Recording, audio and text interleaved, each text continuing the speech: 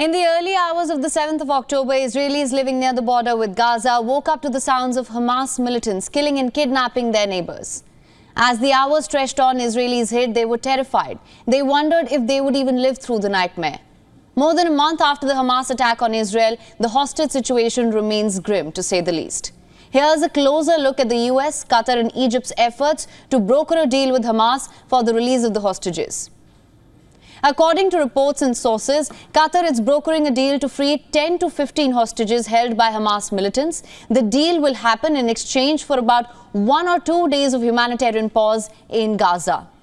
The negotiations between the two are being coordinated with the United States of America. According to sources, in the proposed deal, 6 American hostages are likely to be released. So far, Hamas has released 4 hostages. On the 20th of October, an American-Israeli mother and her daughter were released. 3 days later, 2 elderly Israeli women were freed by the militant group, raising hopes about the effectiveness of the hostage negotiations. But it's been over a month since the war broke out, when on October 7th Hamas attacked Israel. They took with them some 240 people hostage, who are now being held in Gaza.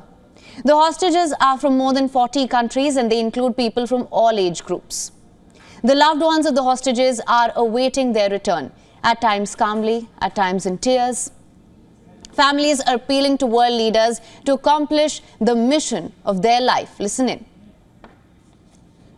Anything it takes to bring them back home. We are willing to sign a contract with the devil if we need to. Right now, the only thing that we are interested in is to bring them back home. My name is Michael Levy, and I'm Or Levy's brother. Or was kidnapped from the Nova Festival. He also lost his wife, Einav, who was murdered in the Nova Festival.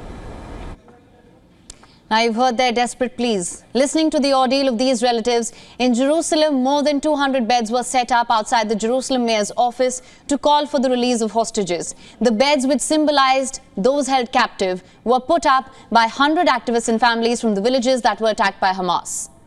In front of Tel Aviv Square, tens of thousands of blindfolded teddy bears were placed, holding pictures of children taken hostage by Hamas militants. The display was dedicated to some 30 children as young as 9 months old. So that's where the hostage situation stands at the moment. WION is now available in your country. Download the app now. Get all the news on the move.